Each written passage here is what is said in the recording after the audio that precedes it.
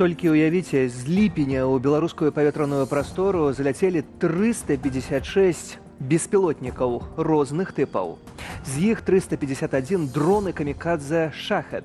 І гэта не проста лічбы, а сотні рэальных пагрозаў жыццям беларусаў. Аднак дзяржаўная прапаганда ўсяляк замоўчвае справу, а пад пераслед трапілі тыя, хто спрабаваў распавядаць пра праблему. Вітаю ў аб'ектыве. Сергей Падсасонны і далей у выданні. Дзяржаўная статыстыка без сакрэтаў, тое, што хаваюць улады, адкрываюць кіберпартызаны, а распавядаем мы. Сёння дадзеныя пра кадры. Сітуацыя з працаўнікамі ў лічбах. Калі мы паглядзім на перспектыву ў 10 гадоў, то эканоміка Беларусі стаіць. Нашы суседзі, Польша і Літва і Латвія выраслі на 35-40%. Выбарчая гульня працягваецца, колькі подпісаў малюе цэнтр выбаркам. 5 прэтэндэнтаў кандыдаты на гэтак званых прэзідэнцкіх выбарах чакаюць на рэгістрацыю. Гэтым займаецца дзяржаўны апарат, калі перад ім пастаўлена такая задача. Экс-ахоўнік Лукашэнкі, уладальнік элітнай зямлі ў Сочы, участак належаў Беларусі, цяпер былому працаўніку службы бяспекі Александру Раманоўскаму. Фірма, якой ён з'яўляецца уласнікам, належала 90% таго участку зямлі прыморскага ў Абхазіі, які выдзелілі пасля візіту туды Лукашэнкі. Палітычных уцёкаў менш, але больш эканамічных. З Беларусі выязджаюць тыя, хто умее і маглі б развіваць айчынную эканоміку. Не Белстат, а кіберпартызаны апублікавалі звесткі Белстату, з якіх вынікае, што сотні тысяч беларусаў выехалі за мяжу ў апошнія 5 гадоў. Гэтымі звесткамі абменьваюцца чыноўнікі. Для публічнасці яны сакрэтныя. Але мы пакажам. Юлія Цяльпук. Прыкладна траціна адвакатаў і натарыусаў з 2019 па 2023 год закрылі свае канцылярыі. Толькі цягам 2020-2021 гадоў эканоміка страціла 235 тысяч працаўнікоў. Статыстыка Белстату, але неафіцыйна. Кіберпартызаны апублікавалі звесткі, здабытыя праз свае крыніцы. Велізарная колькасць беларусаў адмаўляліся і адмаўляюцца карміць рэжым. У першую чаргу гэта выяўляецца ў адтоку спецыялістаў высокага ўзроўню, што зацікаўленыя жыць у развітых дэмакратычных дзяржавах, здольных высока ацаніць іхныя здольнасці. На 35% цягам 5 гадоў з 2019 па 2023 знізілася колькасць індывідуальных прадпрымальнікаў і самазанятых. Інспекцыя Міністэрства падаткаў і збораў і Фонду сацыяльнай абароны насельніцтва. Перадусім памяншаецца колькасць самых ІП. Пачаўся моцны ціск, у першую чаргу праз змену падатковых умоў для індывідуальных прадпрымальнікаў. Па-другое, у гэтым годзе былі прынято рашэнне цалкам забараняючы дзейнасць індывідуальных прадпрымальнікаў у асобных сектарах.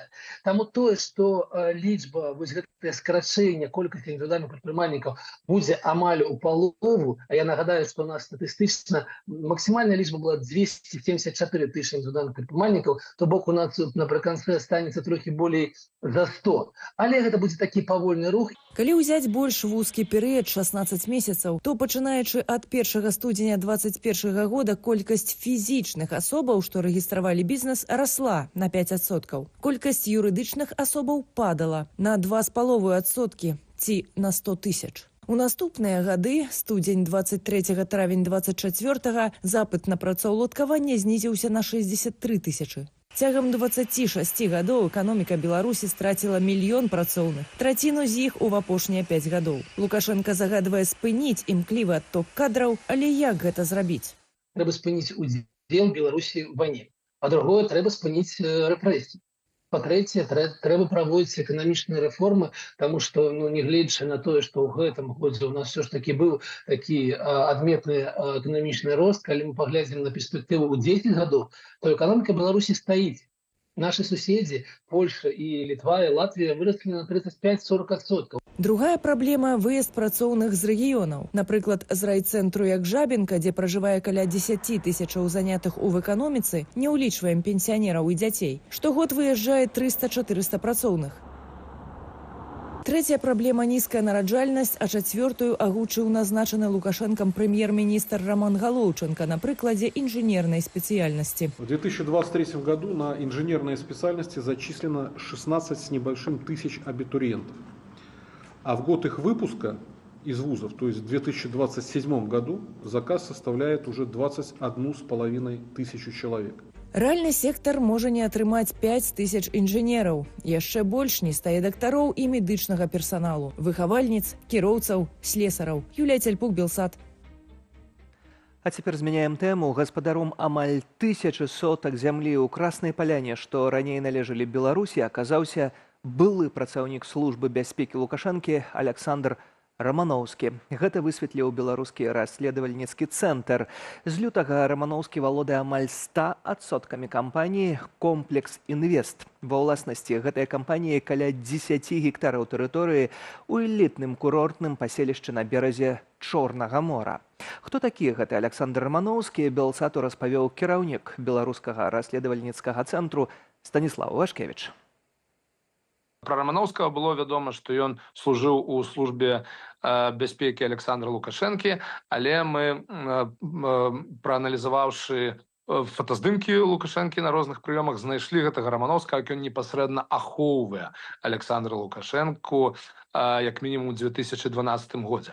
Таму мы ўсё больш і больш вымалёўваецца гэтая фігура даверанага ахоўніка Александра Лукашэнкі, на якую ён афармляе не тыя актывы, якія цяжка прыпісаць каму-небудзь іншаму, апрача як асабіста Александру Лукашэнку.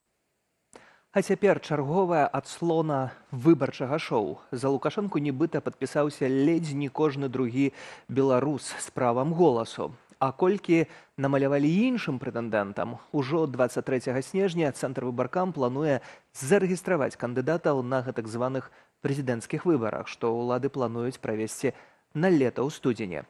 Усе 5 прэтэндэнтаў ужо падалі дакументы для рэгістрацыі. Антон Бяздольны.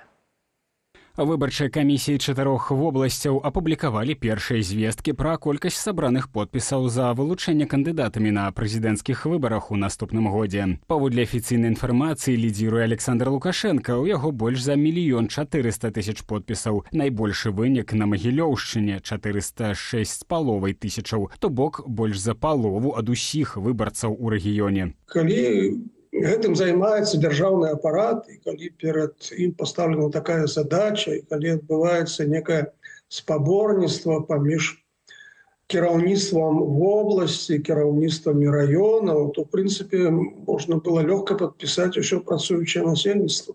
Таму гэтыя лічбы ніяк не ўражваюць, бо гэта не ёсць элемент рэальнай падтрымкі, это ёсць элемент работы працы дзяржаўнага апарату. Згодна з апублікаванымі звесткамі, іншыя прэтэндэнты пакуль не дасягнулі неабходных паводле закону 100 000 подпісаў, але пакуль не стае інфармацыі з 2 вобласцяў і Менску. Цяпер другім ідзе прадстаўнік камуністычнай партыі Сергей Сыранкоў, ён мае каля 75 000. Далей ідзе ўдзельніца минулай выбарчай кампаніі Ганна Канапацкая з амаль 65 000. Замыкае спіс дэпутат Олег Гайдукевіч, у яго менш за 58 000 у 4 вобласцях. Вызначыць кандыдатаў і вызначыць колькасць собраных подпісаў будуць па некім іншым прынцыпам, па некім іншым рашэнням, чаму вось гэтаму даць столькі, а гэтаму столькі, і ўвогуле ці варта ўсіх дапускаць да фінішу. Засакрэчаныя ініцыятыўныя групы ўсіх кандыдатаў заяўляюць пра наяўнасць неабходных паводле закону 100 000. Лукашенко, са словаў кіраўніка ягонай адміністрацыі Дмітрия Крутога, сёлета сабраў 2,5 мільёна. Гэта будзе рэкордны вынік, што паказалі ініцыятыўныя групы Лукашэнкі за ўсю выбарчую гісторыю. На 3 папярэдніх кампаніях паказнікі не дасягалі да 2 мільёнаў. Мы можам тут прыгадаць і Асада, які зараз на на слуху, які там записваў сабе таксама 95% на апошніх выбарах. Можна прыгадаць Пуціна, які збірае вось гэтыя мітынгі, дэманстрацыі, таксама хоча ўразіць лічбамі тых, хто падтрымлівае яго. Таксама Нікалас Мадура, які збірае, які арганізоўвае гэтыя ботафермы і як бы нібыта некую неверагодную падтрымку ў соцсетках. Чэргаў, каб падпісацца за Лукашенко, мы не бачылі ні ў 2020, ні ў гэтым годзе. Усе прэтэндэнты ўжо падалі дакументы ў ЦВК для рэгістрацыі кандыдатамі. Апошнім у панядзелак гэта зрабіў кіраўнік ініцыятыўнай групы Лукашэнкі Юрый Сянько. На 23 снежня ўжо анансаванае паседжанне цэнтрвыбаркаму, на якім правядуць рэгістрацыю кандыдатаў. Мы заклікаем прыхільнікаў перамен все яшчэ выкарыстаць гэтую магчымасць, каб прыйсці на выбарчыя участкі і паставіць супраць усіх, бо гэта все яшчэ такая легальная і, я бы сказаў, самая бяспечная на сённяшні дзень магчымасць свой пратэст выражаць і паказваць удзельнікам, паказваць чальцам участковых камісіяў, што не, все яшчэ ёсць у Беларусі вялікая колькасць людзей, якія не падтрымліваюць тое, што адбываецца ў краіне. Тым часам Цэнтр новых ідэяў фіксуе рост рэпрэсіяў у краіне напярэдадні выбарчай кампаніі. Паводле іхніх звестак у кастрычніку-лістападзе толькі ператрусаў, арыштаў і затрыманняў стала больш на 500%. Антон Бяздольны, Белсат. Як стала вядома, напярэдадні памёр Мікалай Крыжаноўскі, дэпутат Верхоўнага Савету 1990-1995 гадоў і адзін з аўтараў дэкларацыі суверэнітэту Беларусі. Да свайго 88-годдзя ён не дажыў 2 тыдняў. Крыжаноўскі актыўна ўдзельнічаў у палітычным жыцці Беларусі, быў сябрам КХП БНФ і удзельнікам галадоўкі дэпутатаў БНФ супраць рэферэндуму 1995 года. Тады дэпутатаў апазіцыі збілі сілавікі. У Верхоўным Савеце 12-го склікання уваходзіў у камісію развіцця прамысловасці, энергетыкі, транспарту, сувязі і інфарматыкі, а таксама ў часовую камісію датычную прывілеяў. І пытанне пра прапановы ў сімвалічны дзень. Права ўцекачоў звяртацца па міжнародную абарону ў Польшчы могуць абмежаваць, распавёў намеснік міністра ўнутраных справаў краіны Мацей Душчык. Прычына магчымай захады крызіс, што трывае на беларуска-польскай мяжы. Гэтак польскія памежнікі знайшлі чарговае цела мігранта. Мяркуюць, што памерлага падкінулі гэтак званыя сілавікі з Беларусі. Так супала, што заява польскага чыноўніка выйшла ў міжнародны дзень мігранта. Што дата азначае для Беларусі і беларусаў? Кацярына Гардзеева. Кожны 35-й жыхар планеты вымушана жыве і працуе за межамі сваёй радзімы, паведамляе Арганізацыя Аб'яднаных Нацыяў. Міжнародную канвенцыю аб абароне правоў усіх працоўных мігрантаў і чальцоў іх сем'яў Генасамблея ААН прыняла 18 снежня 1990 года. Дакумент, што апісвае захады ў палепшэнні становішча перасяленцаў, ратыфікавалі 55 дзяржаваў, у тым ліку і Беларусь. Безопасность нахождения в стране и доступ к каким-то базовым благам, в том числе работе, это как бы является базовыми правами человека, собственно, и Беларусь, как и другие страны, должна обеспечивать подобные вещи. За межы падтрымання і прытулку у Беларусі перасяленцы сутыкаюцца з выпрабаваннямі. Беларусы крычалі: пайшлі прэч, ідзіце ў Польшу хутчэй. За 2 дні мы спрабавалі перайсці мяжу 10 разоў. Беларускія сілавікі шалелі, хацелі скончыць усё як мага хутчэй. Але мы не разумелі, у чым нашая віна. Як беларускія сілавікі абыходзяцца з людзьмі, што імкнуцца трапіць у Европу, распавядаў журналісту Белсат Сергею Падсасоннаму мігрант з Іраку. Мудхафар Датхарадзін апынуўся ў Беларусі ў 2021 годзе падчас піку памежнага крызісу. Это фактически спецоперация, которую проводят сотрудники спецслужб для того, чтобы использовать этих людей в уязвимом положении и атаковать как бы, политически, так морально даже Евросоюз. Паводле праваабаронцаў, людзей дагэтуль прывозяць да мяжы групамі і вымушаюць штурмаваць плот. Тых жа, хто хоча вярнуцца ў Беларусь, збіваюць і вяртаюць назад. З пачатку міграцыйнага крызісу праз пабоі і адсутнасць медычнай дапамогі на беларускім памежжы загінулі 120 асобаў. Гісторыю хлопца, які згубіў жыццё ў лесе каля Берасця, распавёў ягоны бацька. У 20 гадоў у сына пачалася хвароба хрыбетнага нерву. Мы спрабавалі дапамагчы яму тут, у Іраку, але гэта аказалася немагчыма. Віза ў Нямецчыну нам не далі, таму я пастанавіў, каб сын ехаў праз Беларусь. Я не хацеў, каб ён загінуў.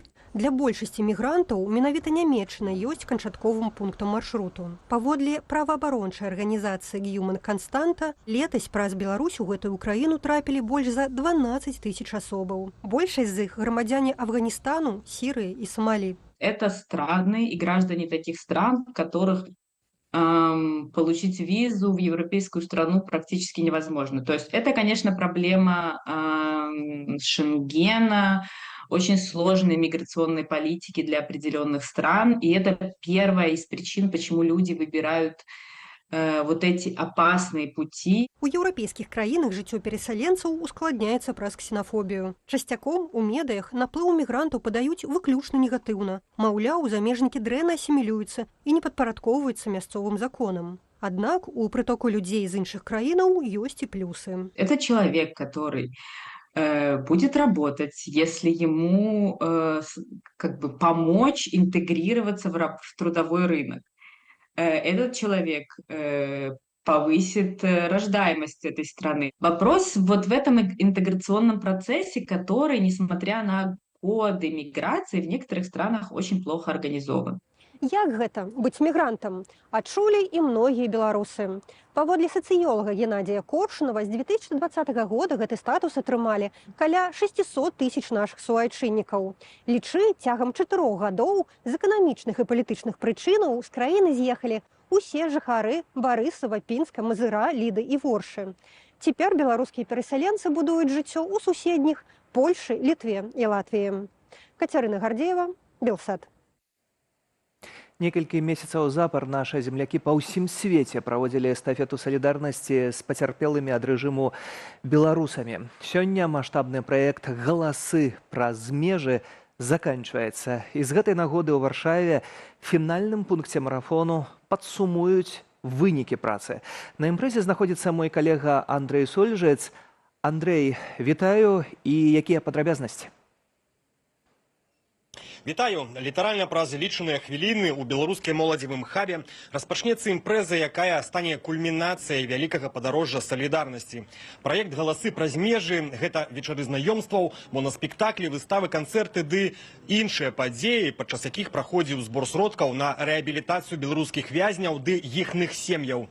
Марафон распачаты яшчэ ў кастрычніку, завітаў сярод іншага ў Вялікую Брытанію, Італію, Ізраіль, Злучаныя Штаты, а сёння ў міжнародны дзень мігранта арганізатары падводзяць вынікі ў Варшаве. Наша мэта гэта была рассказаць пра Беларусь, рассказаць праз пазітыўную прызму, што такое Беларусь, хто такія беларусы, і пагаварыць з нашай аўдыторыяй, з замежнікамі пра нашыя праблемы, растлумачыць, чаму мы беларусы ўжо 4,5 гады пасля апошніх сабыццяў у Беларусі 2020 года, чаму мы абмяркоўваем то, што адбываецца ў нашай краіне.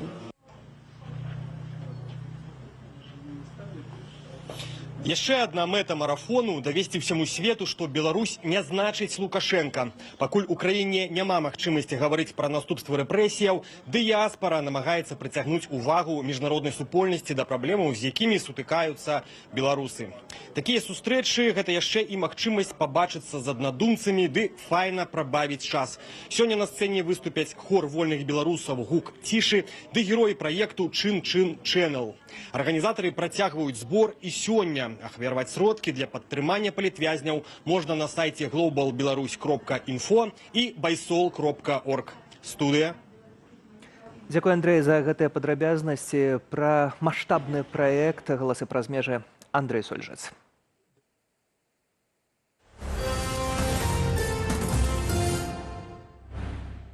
Дзякую спадарству, што вы з намі. Яшчэ больш інфармацыі, аналітыкі і фактаў на нашым канале у Telegram. Перайсці туды досыць проста, дастаткова навесці на QR-код на вашых экранах камеру смартфона. Для аператыўнасці можна падпісацца таксама І на нашу телеграм-канал. Таксама чытайце нашу інтэрнэт-старонку belsat.eu. Усё гэта пры адной мове. Дбайце пра вашу бяспеку.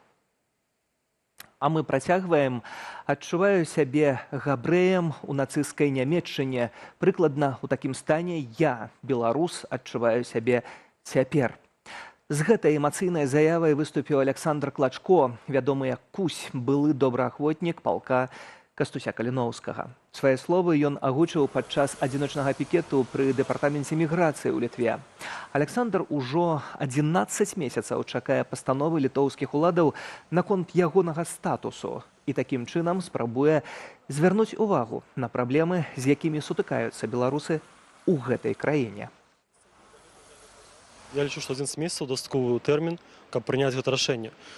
Больш таго, у маім выпадку, маючы інваліднасць другой групы, маючы патрэбу ў лікаванні, калі ныркі твае адміраюць, пасля Бахмута, я паўгады не мог магчымасці лікавацца афіцыйна, я не мог магчымасці паўгады афіцыйна працаваць. Я не маю зараз магчымасці атрымаць элементарныя моманты здаць на права, пераздаць. Мае беларускія скончыліся. Што гэта? Я шукаю адказ на гэта пытанне. Чаму так адбываецца і што замінае, якой інфармацыі не хапае літоўскай міграцыі для прыняцця рашэння. Адзін з апошніх гучных выпадкаў праблемы з легалізацыяй беларуса ў Літве кейс былога добраахвотніка палка Каліноўскага Васіля Верамейчыка, якога літоўская міграцыйныя службы прызналі пагрозаю нацыянальнай бяспецы. Экс-байца затрымалі ў В'етнаме, адкуль яго экстрадавалі ў Беларусь. На радзіме Верамейчыку пагражае больш за 20 гадоў няволі ці нават смяротнае пакаранне. Змяняем тэму. Па ўсёй Сірыі праваабаронцы знаходзяць таемныя турмы і масавыя пахаванні. Пасля падзення рэжыму Асада упершыню краіна сутыкнулася з расследаваннем злачынстваў, здзейсненых у час яго кіравання. Тое, што хавалася дзесяцігоддзямі, выходзіць на паверхню, паказваючы маштабы забойстваў і гвалту рэжыму. На гэтых кадрах раскопкі масавага пахавання ў Тадамуне. Менавіта тут, у 2013 годзе, прыхільнікі Асада расстралялі больш за 40 асобаў. Тут знікла адна з маіх дачок, а таксама мая сястра і маці. Яны зніклі разам у Тадамуне. Праз 1 ці 2 тыдні зніклі без вестак 2 палестынскія сям'і, якія жылі непадалёку ад нас. А пасля гэтага зніклі 2 туркменскія сям'і. Дзе іхныя целы? Я хачу ведаць, як яны загінулі. Відэа гэтага масавага забойства з'явілася ў інтэрнэце праз 9 гадоў. Мужчыны ва ўніформе за некалькі хвілінаў расстрэльваюць больш за 40 асобаў з завязанымі вачыма. Целы ахвяраў скідваюць у вялікую яму, завальваюць апонамі і падпальваюць. Мы пагаварылі з мясцовымі жыхарамі. Яны пацвердзілі, што смяротныя пакаранні ў Тадамуне трывалі шмат гадоў пасля першых масавых забойстваў. А гэтае масавае пахаванне знайшлі ў раёне гораду Аль-Кутайфа за 150 кіламетраў на поўнач ад Дамаску. Паводле крыніцаў агенцтва Reuters, тут выявілі больш за 100 тысяч целаў праціўнікаў рэжыму Асада. Турму Саідная ў Дамаску называюць чалавечую бойню ці лагерам смерці. Паводле Amnesty International з 2011 года толькі ў гэтай вязніцы загінулі больш за 30 тысячаў чалавек. Зняволеных катавалі, у тым ліку голадам, забівалі і спальвалі целы ў крэматорыі. Сітуацыя цяпер мае мноства магчымасцяў, каб правесці расследаванні і прыцягнуць вінаватых да адказнасці. Арганізацыя Аб'яднаных Нацыяў выказала гатовасць таксама дапамагчы Сірыі ў аднаўленні ды абароне правоў чалавека. Анастасія Русецкая, Паўліна Еўстаф'ева, Ірына Дарафійчук, Белсат. А тым часам 16-ты праект санкцыяў супраць Расіі ўжо рыхтуецца. Пра гэта паведаміла Урсуля фон дер Ляйен падчас пленарнага паседжання Еўрапарламенту. Паводле кіраўніцы Еўракамісіі больш за траціну бюджэту Расіі сёння ідзе на вайну. Таму важна падарваць патэнцыйныя даходы рэжыму Пуціна. Пра іншыя падзеі ў свеце ў нашым аглядзе. Аддзел расійскага Расатому Uranium One Group прадае сваю долю ва ўранавых радовішчах у Казахстане. Пакупнік – кітайская дзяржаўная кампанія, што займаецца распрацоўваннем ядравага ўрану. Кіраўніцтва Казатампраму, якому належыць рэшта радовішчаў, яшчэ ў верасні заяўляла, што санкцыі, уведзеныя супраць Расіі за ўварванне ва ўкраіну, ускладняюць продаж урану заходнім пакупнікам. Россия заявила, что затрымала двоих подозреваемых у забойстве генерала Кириллова. Пропагандистские выдания опубликовали видео ФСБ с допытом громадянина Узбекистану. Я приехал в Москву по заданию украинских спецслужб. Паводле расійскіх спецслужбаў за падрыў Кириллова затрыманаму нібыта абяцалі $100 000 і еўрапейскі пашпарт. Украина не мае сілаў, каб самастойна вярнуць акупаваныя Расіяй Крым і Донбас. Уладзімир Зеленскі ў інтэрв'ю французскай газеце «Паризьен» заявіў, што Украіна разлічвае на дыпламатычны ціск з боку міжнароднай супольнасці, каб прымусіць Пуціна да перамоваў. Сёння ў Брусэлі Зеленскі абмяркоўвае спыненне агню ў вузкім коле з лідарамі НАТО, еўраструктураў і шэрагу краінаў Аб'яднанай Еўропы. Заўтра плануецца ўдзел прэзідэнта Украіны ў саміце Еўразвязу. У Злучаных Штатах завяршылася галасаванне калегіі выбарцаў. Дональд Трамп атрымаў 312 галасоў, а Камала Гэрыс – 226. Другі раз запар усе выбарцы прагаласавалі ў адпаведнасці з вынікамі выбараў у Штатах. Цяпер вынікі галасавання адправяць у Кангрэс. А 6 студзеня на паседжанні парламенту Трампа афіцыйна абвесцяць прэзідэнтам. Інаўгурацыя адбудзецца 20 студзеня. Сёння тут калядны парк і ўладанні Санты, а ў савецкія часы ракеты адсюль цэліліся на Парыж і Лондан. Прывозілі зброю на ракетна-ядравую базу леэстонскага гораду Вальга на платформах, падобных да пасажырскіх вагонаў, каб іх не выявіла выведка. Новыя ўласнікі тэрыторыі былой вайсковай базы плануюць надаць новае жыццё гэтаму месцу, адкрыць культурны цэнтр і музей. Ірына Дарафейчук, Белсат. І гэта ўсё ў аб'ектыве. Праз момант Віталь Бабін паразмаўляе з палітолагам Валерам Карбалевічам. Погляд на візіт узурпатара Лукашэнкі ў Аман. Гэтыя ды іншыя тэмы ў Белсат Зум. Я ж развітваюся. Сергей Пацасонны. Добрага вечара. Пабачымся.